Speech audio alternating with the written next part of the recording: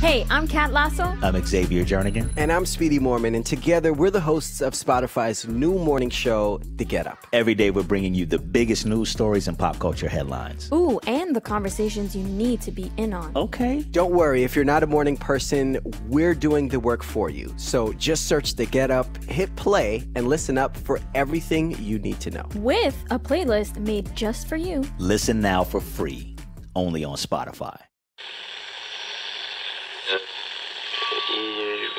Empire.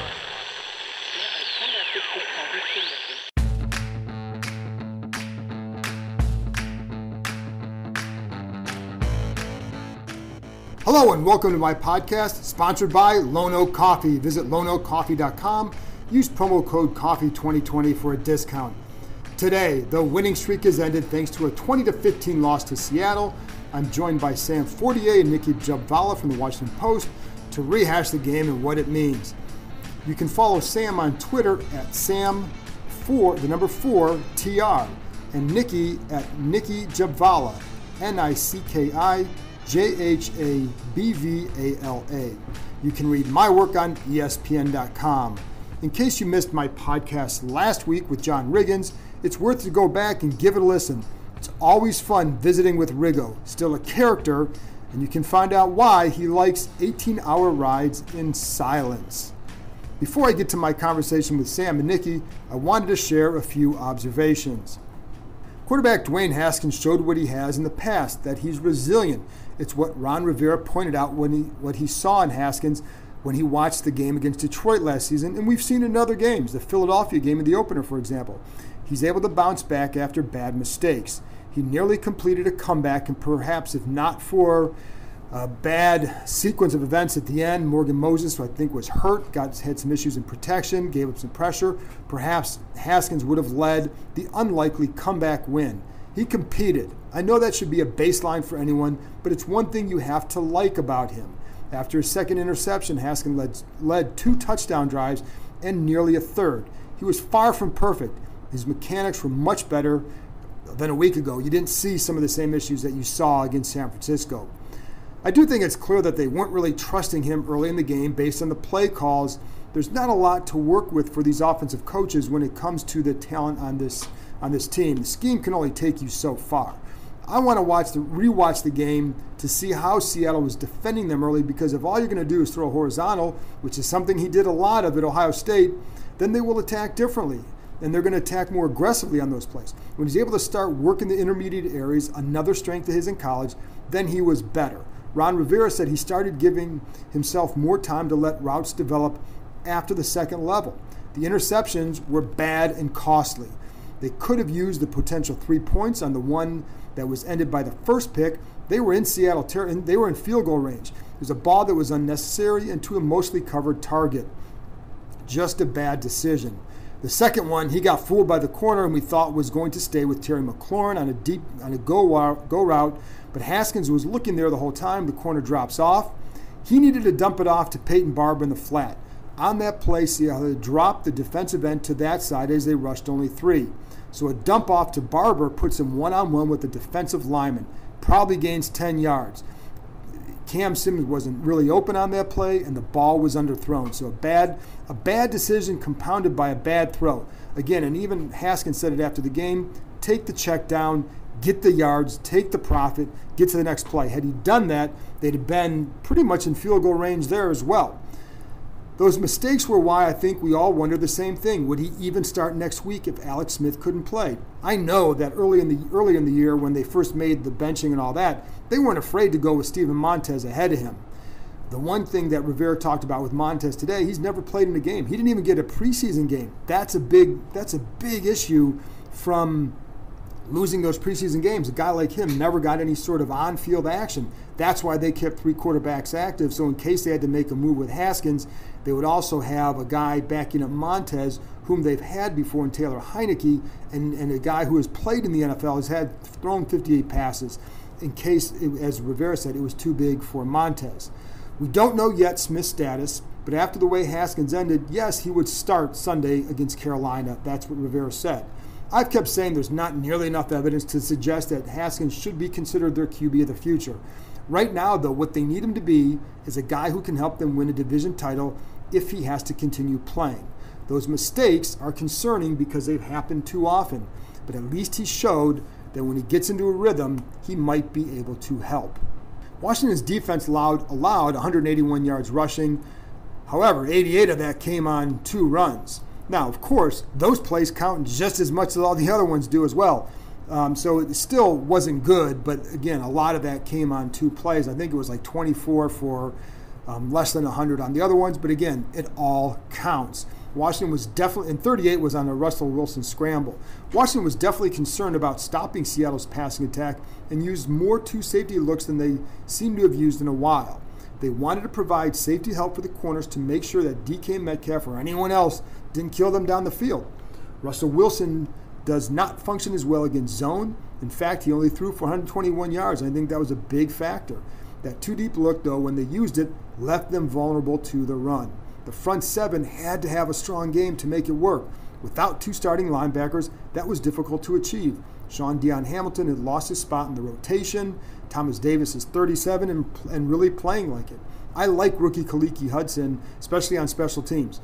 I know there's some people there who have been wondering what he could do when he gets on the field. He adds energy, but it was his first game. Anyway, I think the 2-deep played a factor in the run defense. Having said that, when Carlos Hyde scored on a 50-yard run, it came against a single high look. So it wasn't just because of that. In fact, on that play, and Montez Sweat fell for Seattle's boot action. He was in the backfield. He was in position to stop Hyde on that play, but as Wilson turns, he starts to go toward Wilson. The thing is, Cam Curl had blitzed to that outside, so he would have had Wilson if that had been the case. It also didn't help that Deron Payne got moved out of his hole there, and then Davis was then blocked. It shouldn't be a surprise that Washington lost. They're not better than Seattle. I do think it speaks to how, if Washington gets to the playoffs, it won't be an easy out for another team. They do have guys on defense who can make plays. You saw Montez Sweat, what he's done, another tip pass for an interception, this time by Payne. They've been resilient all year. They've fallen behind in 10 games by double digits, and while they're only 2-8 in those games, they've come back to nearly win 4 of the last 5 times they've fallen behind by that. The 5th time, they actually completed the comeback versus Pittsburgh. It was really only early in the year against Cleveland, Baltimore, and the Rams that they weren't able to do anything to come back. Their glaring issues are why they fall behind. Their resiliency is why they recover. It certainly makes for a frustrating team to watch, I'm sure. I do think this group likes playing together and does like playing for Rivera, and I think that matters.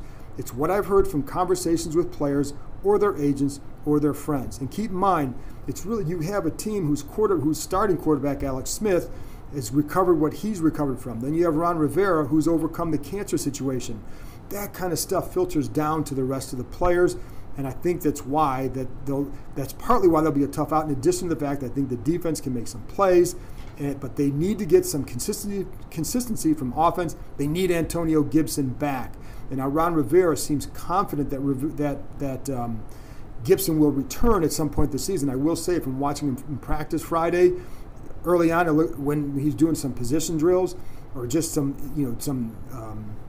agility work, early on it looked okay, and then a couple times you looked and saw, okay, you can still see he's having some issues with it. So we'll see how he progresses, but that would be a big, big help for them.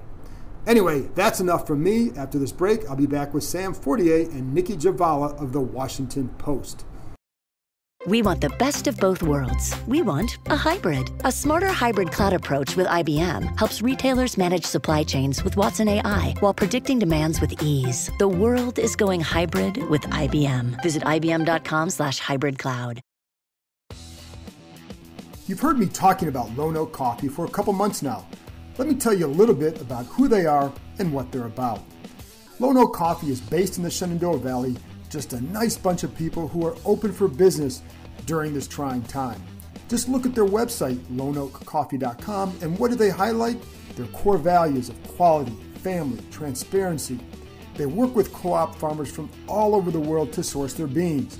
They also support small farmers to find the right beans.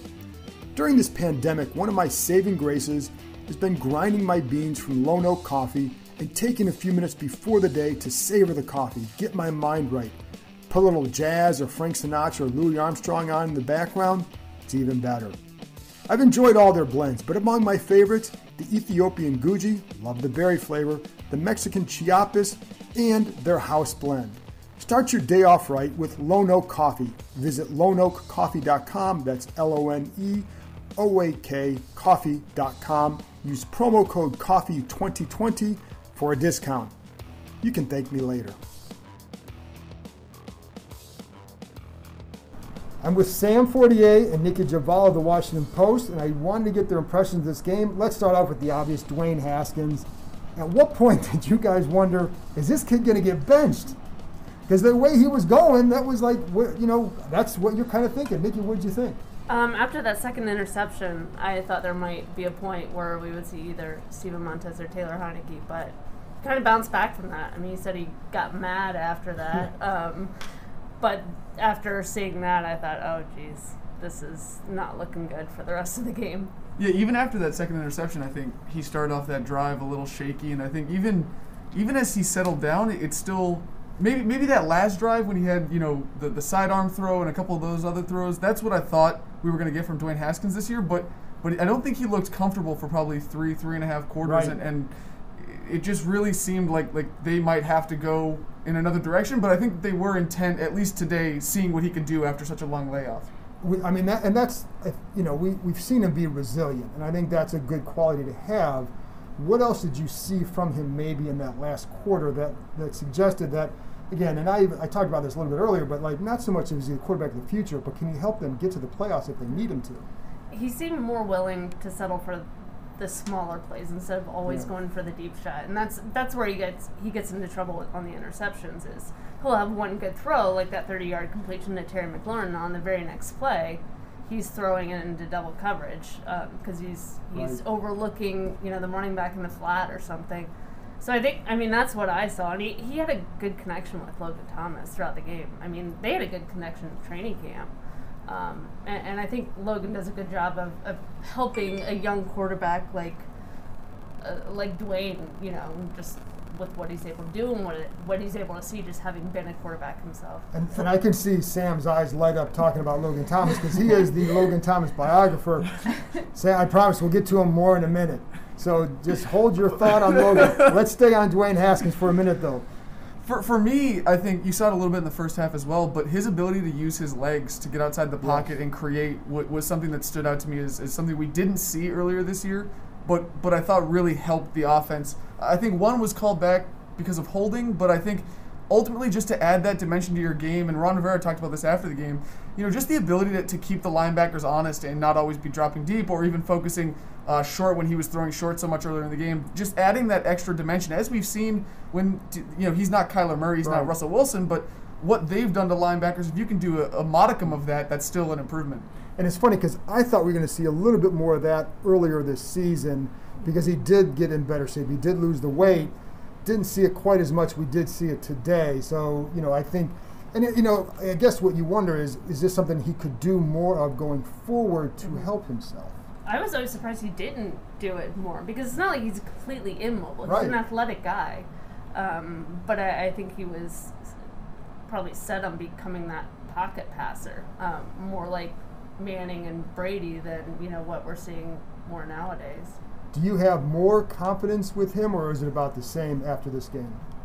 I think this was really a confusing performance because he did flash toward the end, but I think for most of it, even throwing high on the run on that first interception, it did look a lot like some of the same things we'd seen earlier this year. So I guess if you were an optimist, you could take it one way. If you were a pessimist, you could take it the other way. But I think for me, it's not a large enough sample size to truly say one way or the other. I think Dwayne can do this or he can't. And I agree with you. I mean, I certainly don't come away thinking, oh my gosh, now they have their guy. Mm-hmm. But did it change anything for you? No, I mean, I think it's the exact same, honestly, because just like the first 4 games, he showed a lot of what he's really good at. He showed a lot of his potential, but still a lot of the errant mistakes and the poor decisions and costly errors.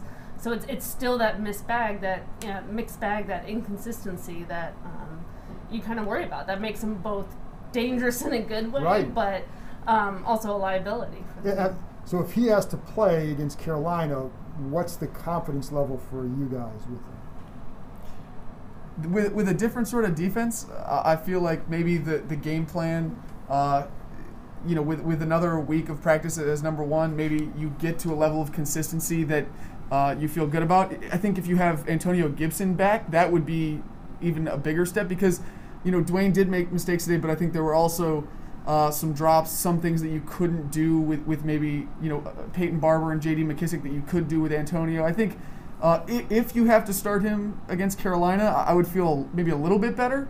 But again, it's tough to tell. Right, and those mistakes, as Nicki, you said, those mistakes keep happening with him. That's the hard part. You can't remove those from the evaluation. And to me, when you see somebody make the same mistake repeatedly, you feel like it's not sinking in. They're not learning from it.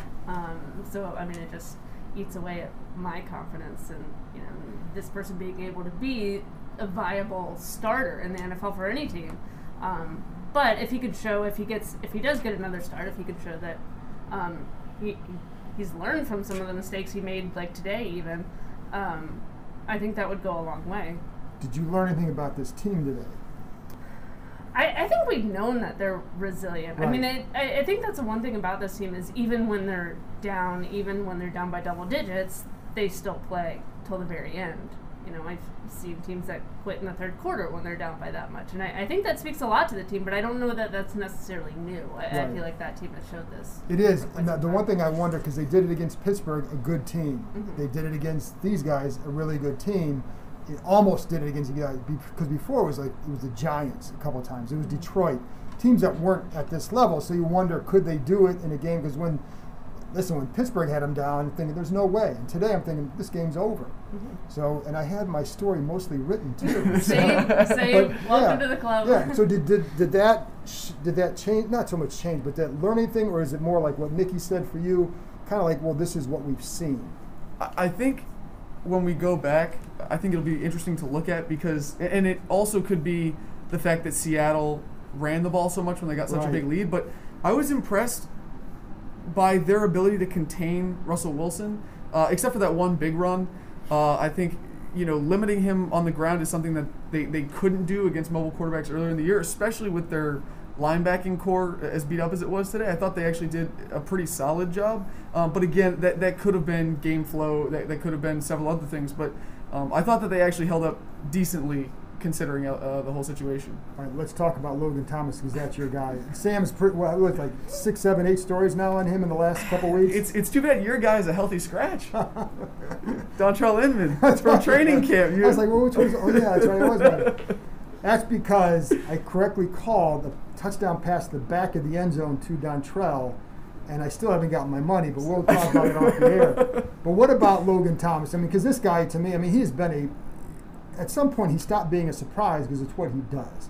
So what have you seen from him? Yeah, I think that is one of the biggest things that this game probably did is solidify him as an indispensable piece of this offense. I think when you think about what this offense has been, the turnover at quarterback, the turnover at receiver, and the way that Antonio Gibson's been hurt, he has been the one constant. I think that's been hugely beneficial, and Dwayne even alluded to it in his post-game press conference. That's been hugely beneficial for whomever the quarterback is. And I think, he doesn't have to have the home run play. He doesn't have to, make the spectacular catches that maybe other tight ends in this league do, but he's going to find those pockets in the defense, and he's going to get open for his quarterback, which is really all you can ask for in this offense. And it's funny because having played quarterback helps his ability to read a defense too. Mm-hmm. Yeah, I think you can see it from both perspectives now as, both a pass catcher and a quarterback, because he was, to be drafted in the 4th round as a quarterback too. He can see it at a pro level. It's not just that he had a quarterback background. So I think it helps young guys especially. He knows what they're looking at, and he knows now, more ways to get open for him. What I'd like to do is sit down with him and watch a game with him and say, which play here is a quarterback play where you say, I got open because I read this. Yeah, don't do that. That's a story I'm trying Well, I just want to say, when I was going to say this, I'm like, why would I tell him this? Yeah. So we're going to edit this out, and you've never heard this. I'm going to do a Men in Black thing so you can't hear it. So, but that would be interesting to watch him. Maybe we'll do this on Zoom next week so we can all share in the story. Yeah. But if you guys hear that, if you guys read this story, it started here with me. You all heard it first, Okay. right? Yeah. But it is true. But true, seriously, it would be interesting to watch that. Now, you said you had an advanced stat that you wanted to get out there. Come on, Sam, give it to us. Well, I know Nicki loves it when I talk about advanced stats, so I had to. But something I thought was interesting is overthecap.com is a contract value analysis site. And basically, Logan Thomas is owed $3 million this year. And their analysis of his stats, just the statistical performance, which I know is always limited in the NFL, but the numbers that Logan Thomas is putting up put his value around $9 million per year. So they're actually having quite a significant value from him. And if you look at it, he's playing like the 6th most valuable tight end in the league, and he's the 30th highest paid. So the gap between those two numbers, just on a flyer that they seem to take off Pete Hayner's love of Logan Thomas's game film from the last couple of years, has turned out to be quite a success. I agree with you, and I will say, Pete, that love also came from the scouting staff too, which went to Pete Hayner with that. But yes, Hayner really liked him. I think the other thing is that's funny with that is that $9 million value that you said is about what they would have paid Austin Hooper. Mm-hmm. And they got, it just shows you why you can't overreact in free agency if you don't get the name player. And they've gotten so many good players on bargain deals. I mean, you look at it helps, obviously, having such a young roster and a lot of guys on rookie deals, but, when you got Terry and Logan Thomas and, relatively cheap running backs who are producing, you can pay more at quarterback like you're doing for Alex Smith, right. And, you can pay more for a stacked defensive line like you're doing, so... it frees up other areas, but they do have a lot of, and they found a lot of key depth pieces this year because of injuries and circumstance. Right. 2 more topics. Run defense. Any concern after today? I think anytime that Ron Rivera spends, a considerable portion of the season worrying about his linebackers' run fits, and then you lose 3 of your top 4 linebackers and you're playing a rookie. I think that has to be a big concern. Obviously, we'll go back and look at it, but I think that has to stand out as a concern going forward. Sound like a coach. We've got to go back and watch the film. And that's what it is funny, though, because the one thing I've learned, the more notes you have to take, the more responsibility you have in the game, the less you can actually process what happens. So that's why it's like, but I was like, I have to go back and watch the film. Yeah. My concern is just with the health of the group. Yeah. I think they had improved when they were all playing, but if KPL's going to be out for a while, if Cole Holcomb is still in the protocol late next week, or Sean Deion Hamilton's injury because he left the game early, that could be a serious problem. And last one, what do you think? Have you seen enough from this team to think that they're going to get either these next 2 or one of these next 2? What do you think is going to happen? I have no idea. No idea. All right, Nicki, thanks for that insight. That's why they pay me the big bucks. Yeah. No, I think. To me, it's always going to come down to the quarterback. If we know that Alex is playing next week, yeah, I think they absolutely can get. I think they should get both wins. But if it's Dwayne Haskins or somebody else, I'm not so sure. Right. It's just been too up and down. Yep. If Dwayne continues, I think what he did in the fourth quarter, if he needs to play, I think they'd probably get one of the next 2 and sneak in. If not, obviously that becomes a much bigger question. But as we came in here, Jalen Hurts has the Eagles tied in Arizona, and I think that's a surging team. And obviously, the Giants are going to figure it out with Daniel Jones. So, but just about this team, I think they probably have a complete enough team, and obviously the defense has stepped up as we've seen in past weeks to do just enough to get them in. Awesome. Thanks, guys. Appreciate it. Support for this podcast comes from Microsoft Teams. Now, there are more ways to be a team with Microsoft Teams. Bring everyone together in a new virtual room. Collaborate live, building ideas on the same page, and see more of your team on screen at once. Learn more at Microsoft.com/Teams.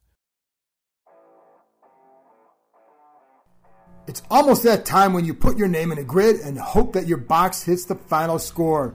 But you don't have to wait until February to start winning. With Boxes, you can play box pulls every day for every game. Boxes is completely free to play, and you can win big. Washington football fans who download the app from the App Store or go to boxes.com, that's BOXIZ.com, and use our code KIME20 can enter our contest We'll have new games every week and incredible prizes in the playoffs and for the big game that will include tickets to games next year when fans can finally return in 2021. So go to boxes.com for more information or download the app now. BOXIZ. Use the code KIME20. It's free for you and your friends to get in and win. Boxes. It's anyone's game. That's it for this episode. Thanks to Sam and Nicki for coming on, and thank you for listening. Thanks also to Lone Oak Coffee. I'll just be recording one episode during the next week because of the Christmas holiday. Look for that one to come out Tuesday night or Wednesday morning. Talk to you next time.